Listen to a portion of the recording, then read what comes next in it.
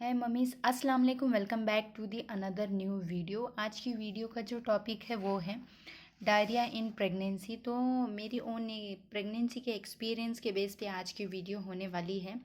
तो मैंने normal delivery achieve किया है फर्स्ट टाइम में। तो वो उस टाइम पे मुझे भी डायरिया की प्रॉब्लम हुई थी। किस मंथ में हुई थी, मुझे क्या क्या प्रॉब्लम हुई थी, डॉक्टर ने क्या क्या कहा था, क्या क्या सोल्यूशन किया था, कैसे क्या होम रेमेडी से कम हुआ था या फिर डॉक्टर विजिट से मेरा डायरिया कंट्रोल हुआ था। तो वो सब कुछ आज इस वीडियो में आपको जानने मिलेगा। क्या डायरिया की वजह से नॉर्मल डिलीवरी पॉसिबल है, नहीं है, सब कुछ आज की इस वीडियो में मैं कवर अप करूँगी। मुझसे जितना हो सकेगा मैं उतना अपनी जो ओन प्रेगनेंसी के एक्सपीरियंस के बेस पे सब कुछ कवर करने वाली हूँ। तो बने रहिए इस वीडियो में एंड तक। और वीडियो अच्छी लगी तो दिल से लाइक शेयर सब्सक्राइब करते ज़रूर जाना, मेरे चैनल का हिस्सा बनना। तो चलिए स्टार्ट करती हूँ आज की वीडियो। तो आज की वीडियो में मैं बताने वाली हूँ मुझे मेरी ओन प्रेगनेंसी के बेस पे मुझे डायरिया 9 मंथ में हुआ था। उससे पहले तो मुझे कभी डायरिया की शिकायत नहीं थी, बिकॉज़ क्योंकि मैं हेल्दी डाइट लेती हूँ हमेशा से और घर के पूरे सारे काम मैं ही करती हूँ। अगर आप प्रेगनेंसी में खाते हैं और सिर्फ वॉक करते हैं, काम वगैरह नहीं करते, अपनी बॉडी को एक्टिव नहीं रखते हैं, तो आपको शायद बार बार डायरिया होने के चांसेस हो सकते हैं।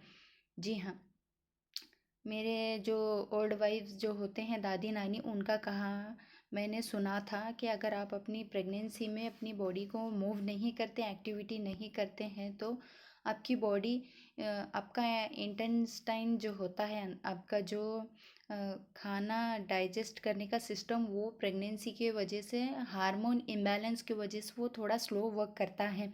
अगर आप अपनी बॉडी को थोड़ा एक्टिव रखते हैं तो वो प्रॉपर वर्क करता है, जिसके वजह से हमें डायरिया की शिकायत नहीं होती है, ऐसा ओल्ड वाइफ्स का कहना है। तो उस बेस पे मैं अपना एक्सपीरियंस शेयर कर रही हूँ आपके साथ। तो मुझे अल्हम्दुलिल्लाह पूरे 8 मंथ कंप्लीट होने तक भी मुझे डायरिया की कभी शिकायत नहीं हुई थी, बिकॉज़ मैं प्रॉपर डे में रेस्ट ले रही थी, नाइट में मुझे नींद नहीं आती थी।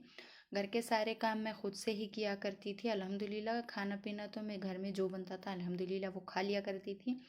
और मेरी डाइट हमेशा हेल्दी हुआ करती थी। डेली एक फ्रूट खाना ही है, एक गिलास जूस लेना ही है, केसर वाला दूध लेना ही है, तो एक नारियल पानी 2 दिन में एक बार कंपलसरी लेना ही है। और ड्राई फ्रूट तो शुड मस्ट कंपलसरी, या तो सारे ले लो भिगो कर, या फिर उसका पाउडर बनाकर आप केसर वाले दूध में ले लो। तो ये मेरी डाइट का हिस्सा था जो मैंने कंपलसरी अपनी ऑल प्रेगनेंसी में फॉलो किया है। उसी बेस पर मैं इतना कॉन्फिडेंटली बोल रही हूँ विद प्रूफ। तो वीडियो को पूरा देखिएगा और अपनी जो भी राय है वो कमेंट बॉक्स में शेयर करना ज़रूर से।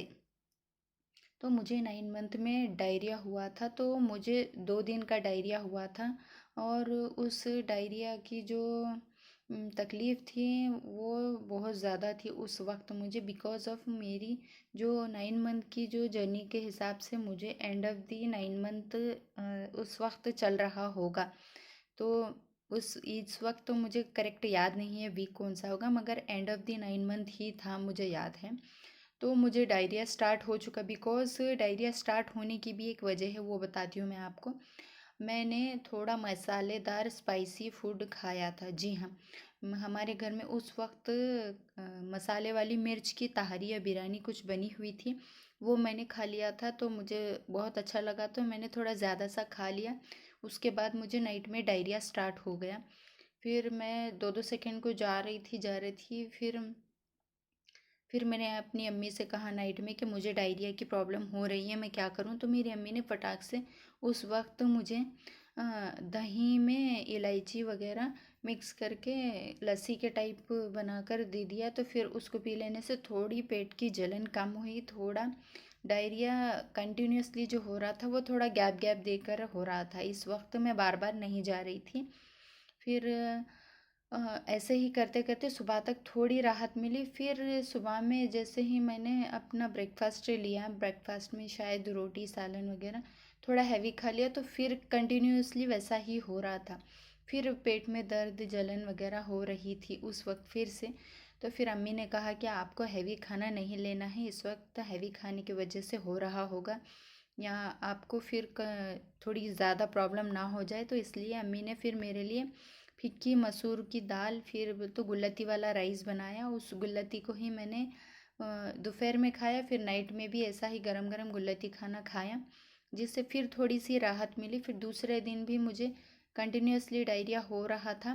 फिर अम्मी ने मुझे एक नारियल पानी दिया, बिकॉज़ मेरी जो धूप काले में डिलीवरी होने वाली थी, तो इस वजह से मुझे उस वक्त ज़्यादा प्रॉब्लम नहीं हुई थी। अगर आपको ठंडी में या फिर बारिश में हो रहा होगा तो प्लीज़ आप नारियल पानी, दही वगैरह अवॉइड कीजिएगा।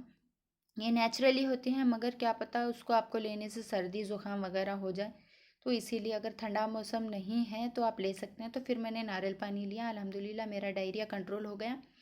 फिर मैंने चाय अवॉइड की, फिर मैंने केसर वाला दूध भी अवॉइड किया। मैं केसर वाला दूध भी ली थी उस दिन नाइट में, तो फिर मेरे दादी और नानी ने कहा कि केसर वाला दूध भी ना लीजिएगा, बिकॉज़ आपको डायरिया है। तो आप ड्राई फ्रूट ना लीजिए, फ्रूट मत लीजिए, कुछ मत लीजिए, सिर्फ आपको सिंपल डाइट लेनी है। तो दलिया, मैंने दलिया भी खाया था, मुझे याद है दलिया, और फिर गुलती राइस वगैरह वही खाया था, जिससे मेरा डायरिया कंट्रोल हो गया था। फिर वन डे मैंने आराम लिया, फिर मुझे दूसरे दिन ही फिर slow slow labour pain start हो चुके थे। फिर हम डॉक्टर के यहाँ गए, फिर कहा कि 2 दिन डायरिया हुआ, इस वक्त मुझे पेन हो रहा है। तो डॉक्टर ने कहा कि ये कुछ लोगों को लेबर भी डायरिया से ही स्टार्ट होकर डिलीवरी होती है, तो शायद आपके सिम्टम्स ऐसे हो सकते हैं। अगर आपको कंटिन्यूसली लेबर आता है, रुक रुक कर नहीं, थोड़ा कम ज़्यादा होता है, तो ये लेबर है। अगर नहीं, ये अब आया फिर 2-3 घंटे बाद आया, तो ये फॉल्स पेन है। जो झूठे लेबर पेन होते हैं वो हो सकता है, जिसे फॉल्स पेन कहा जाता है वो। अगर आपको लेबर पेन आ रहा है 1-1 सेकेंड, 2-2 सेकेंड, या 15 मिनट 20 मिनट के गैप में ज़ोरों से आना फिर कंट्रोल हो जाना, तो ये लेबर पेन हो सकता है। तो मुझे बिल्कुल इसी तरीके का पेन आ रहा था। 5 मिनट में इतनी फास्ट पेन आना, फिर 2 सेकेंड के लिए रेस्ट, फिर 5 मिनट बाद फिर ज़ोरों से पेन आना। फिर डॉक्टर ने कहा कि ये लेबर का फर्स्ट स्टेप है, मगर ये अभी 1 डे या 2 डे जाएगा। तो डॉक्टर ने कहा, तो फिर उस दिन फास्ट हो गया, फिर एक दिन गैप हो गई, फिर दूसरे दिन भी गैप हो गई, मगर तीसरे दिन मेरा वाटर बैग लीक हो चुका था। और फिर उसके बाद मेरा म्यूकस प्लग जिसे कहते हैं हम, जो चिपचिपा सा होता है, जिसमें रेड और पिंकिश वैसा चिपचिपा सा कुछ यूरिन पास करने के बाद वो निकला, जिसे म्यूकस प्लग कहा जाता है, जो बच्चेदानी के मुंह को कवर अप करता है, ताकि कोई बैक्टीरिया वगैरह बच्चेदानी में ना जाए, बच्चे को कोई हार्मफुल इफेक्ट ना हो। इसीलिए वो म्यूकस प्लग पूरे 9 महीने तक वो बच्चेदानी के मुंह पर चिपक जाता है, जिसके वजह से बेबी सेफली अंदर हेल्दी रहता है। तो म्यूकस प्लग का ये बहुत ही बड़ा यूनिक काम होता है। तो मैंने भी पढ़ा है, सब कुछ पढ़ कर ही एक्सप्लेन कर रही हूँ आपके साथ। म्यूकस प्लग की जो जर्नी है वो पूरे 9 मंथ तक चलती है, ताकि कोई बैक्टीरिया वगैरह अंदर ना जाए, बेबी को तकलीफ़ ना हो, इसके लिए वो बच्चेदानी के मुंह को कवर करता है। और जब end of the labour pain आते हैं, तो फर्स्ट म्यूकस प्लग निकलने के बाद ही हमारा वाटर बैग जो है वो लीक करता है, फिर बेबी उसके बच्चेदानी के मुंह के थ्रू ही डिलीवर होता है वजाइनली। तो ये एक्सपीरियंस है मेरी नॉर्मल डिलीवरी का, जो मुझे अपनी पूरी 9 मंथ की जर्नी में सिर्फ एक ही बार लेबर के टाइम पे ही म्यूकस प्लग आया था, और एक ही बार मुझे डायरिया भी हुआ था। तो मेरा डायरिया तो होम रेमेडी से कम हुआ था, जैसे दही और इलायची, इलायची पाउडर, थोड़ा शक्कर पाउडर और दही खाने से मेरा डायरिया थोड़ा सा कंट्रोल हो गया था वहाँ पर। तो ये मेरे दादी नानी का नुस्खा है, मैं कोई डॉक्टर नहीं हूँ। मेरी जो ओन एक्सपीरियंस के बेस पे, अपने ओल्ड वाइफ्स के जो एक्सपीरियंस की बेस पे मैं इस वीडियो को बना रही हूँ। और ये रहा वो प्रूफ जहाँ मैंने अपनी बेबी गर्ल को डिलीवर किया है नॉर्मली, और ये मेरी बेबी गर्ल है।